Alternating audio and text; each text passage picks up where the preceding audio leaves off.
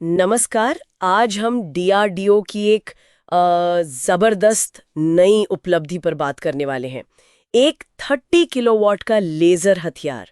ये अब कोई साइंस फिक्शन नहीं बल्कि आप कह सकती हैं जमीनी हकीकत बन गया है। जरा सोचिए, एक ऐसा सिस्टम जो 5 किलोमीटर दूर से दुश्मन के ड्रोन को पलक झपकते ही गिरा दे, और वो भी सुनिए महज 300 रुपए के खर्च में प्रति शॉट। ये तो सचमुच खेल बदलने वाली बात लगती है। तो आज हम इसी आइडास MK2A सिस्टम की गहराई में उतरेंगे। ये नाम है इसका, integrated drone detection and interdiction system.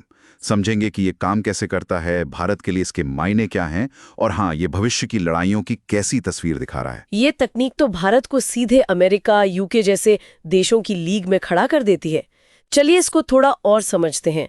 तो सबसे पहले ये असल में है क्या चीज, ये 30 किलोवाट का लेजर? हाँ, देखिए, जैसा आपने नाम बताया, IDDS MK2A, ये ड्रोन का पता लगाने और उसे नष्ट करने का एक पूरा सिस्टम है।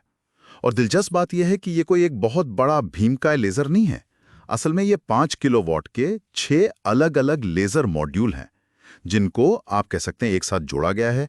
उन्हें इस तरह सिंक्रोनाइज किया गया है कि वो मिलकर एक बहुत ही शक्तिशाली फोकस्ड बीम बनाते हैं 30 किलोवाट की, जो टारगेट को हिट करती है। अच्छा, मतलब 6 छोटे लेजर मिलके एक बड़ा काम कर रहे हैं। और इसे बनाया कहाँ गया है? जी, इसे हैदराबाद में DRDO की एक खास लैब है, centre for high energy systems and sciences, यानी चेस। ये लैब खास तौर पर इसी तरह के हाई एनर्जी सिस्टम्स, मतलब डायरेक्टेड एनर्जी वेपन्स पर ही फोकस करती है। और इस कामयाबी तक पहुंचने में वक्त तो लगा होगा। मैंने सुना करीब 10 साल। हाँ, बिल्कुल। ये कोई रातों रात मिली सफलता नहीं है। इसके पीछे सहस्त्र शक्ति नाम का एक प्रोजेक्ट था और लगभग एक दशक की मेहनत है। DRDO ने मतलब सीधे 30 किलोवाट पर जंप नहीं किया। पहले मार्क 1 सिस्टम था, वो शायद 2 किलोवाट का था। फिर मार्क 2 आया, वो 12 किलोवाट तक पहुंचा, और अब ये मार्क 2A है, जो 30 किलोवाट तक की क्षमता रखता है। तो ये एक क्रमिक विकास है। समझ गए। और इसके टेस्ट्स वगैरह कैसे रहे? क्योंकि लैब में बनाना एक बात है, फील्ड में कैसा परफॉर्म किया?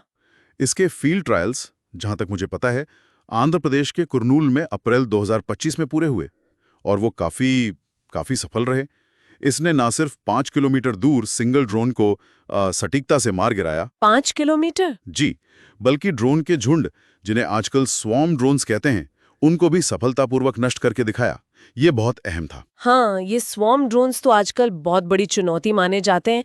और मौसम का असर, जैसे बारिश, धुंध? देखिए, रिपोर्ट्स तो यही बताती हैं कि ट्रायल्स के दौरान खराब मौसम या धूल धुंध जैसी जो वायुमंडलीय बाधाएं होती हैं, उनका भी इसके प्रदर्शन पर कोई खास असर नहीं पड़ा। ये इसके ऑपरेशनल मजबूती को दिखाता है। और वो 300 रुपए वाली बात, वो तो मतलब अविश्वसनीय लगता है। क्या ये वाकई इतना सस्ता है, खासकर मिसाइलों की तुलना में? हाँ, बिल्कुल। और यही शायद इसकी सबसे बड़ी रणनीतिक ताकतों में से एक है। हम सोचिए, जहां एक एयर डिफेंस मिसाइल लाखों या शायद करोड़ों की हो सकती है, वहीं इस लेजर का एक शॉट सिर्फ 300 रुपए का बताया जा रहा है। ये तो युद्ध की पूरी इकोनॉमिक्स ही बदल सकता है। सही कहा। मतलब दुश्मन के सस्ते ड्रोन से निपटना बहुत महंगा नहीं रहा। बिल्कुल। बड़े पैमाने पर ड्रोन हमलों का जो खतरा है, उसकी लागत अब हमारे लिए बहुत कम हो गई है। आपको याद होगा, यूके ने भी अपने ड्रैगन फायर सिस्टम की बात करते हुए इसी कम लागत, करीब 10 पाउंड प्रति शॉट पर बहुत जोर दिया था। तो अब सामरिक तौर पर इस तकनीक के साथ भारत कहाँ खड़ा है, मतलब दुनिया के नक्शे पर? देखिए, ये भारत के लिए एक बहुत बहुत बड़ी छलांग है। इस क्षमता के साथ भारत अब अमेरिका, यूके जैसे उन बहुत गिने चुने देशों के क्लब में शामिल हो गया है, जिनके पास ऑपरेशनल हाई पावर लेजर हथियार हैं। चीन के पास भी लेजर हथियार होने की खबरें हैं, पर जो पब्लिक डोमेन में जानकारी है, उसके हिसाब से उनकी क्षमता शायद अभी कम है, लगभग 2 किलोवाट के आसपास बताई जाती है। तो ये ऑपरेशन सिंदूर जैसे हालातों में, जहां ड्रोन का खतरा असल में दिखा था, वहां ये बहुत कारगर हो सकता है? हाँ, बिल्कुल। उन स्थितियों के लिए ये एक बहुत ही प्रभावी जवाब हो सकता है। क्या ये सिर्फ ड्रोन गिराने तक ही सीमित है, या इसका महत्व और भी बड़ा है? नहीं, इसका महत्व सिर्फ ड्रोन गिराने से कहीं ज्यादा है। इन लेजर हथियारों को, मतलब डायरेक्टेड एनर्जी वेपन्स DEWs को, भविष्य का हथियार माना जा रहा है, वॉरफेयर का फ्यूचर। ये S-400 जैसे जो बहुत महंगे एयर डिफेंस सिस्टम्स हैं, उनके पूरक बन सकते हैं, या शायद कुछ खास भूमिकाओं में उनका विकल्प भी बन जाएं आगे चलकर। ऐसा क्यों? क्योंकि ये बहुत तेज हैं, सटीक हैं, लगभग लाइट की स्पीड पर काम करते हैं, और इन्हें बार बार फायर किया जा सकता है। बिना किसी मिसाइल के खत्म होने की चिंता के। जैसा कि लॉकहीड मार्टिन जैसी बड़ी डिफेंस कंपनियां भी मानती हैं, जिसके पास ये तकनीक होगी उसे भविष्य के युद्ध क्षेत्र में एक निर्णायक बढ़त मिलेगी। और अब आगे क्या? डीआरडीओ इसे सेना तक कैसे पहुंचाएगा? मास प्रोडक्शन का क्या प्लान है? हाँ, तो अब डीआरडीओ इस तकनीक को निजी क्षेत्र मतलब प्राइवेट इंडस्ट्री को ट्रांसफर कर रहा है ताकि इसका बड़े पैमाने पर उत्पादन शुरू हो सके। ये आत्मनिर्भर भारत की दिशा में भी एक महत्वपूर्ण कदम है। अच्छा, और क्या डीआरडीओ की योजना यहीं रुकने की है या और भी शक्तिशाली लेजर बनाने का इरादा है? नहीं, बिल्कुल नहीं। डीआरडीओ यहीं रुकने वाला नहीं है। अगला लक्ष्य तो 50 से 100 किलोवाट के और भी पावरफुल सिस्टम बनाने का है। यहां तक कि सूर नाम से एक 300 किलोवाट के लेजर हथियार प्रोजेक्ट पर भी काम करने की घोषणा हुई है। 300 किलोवाट?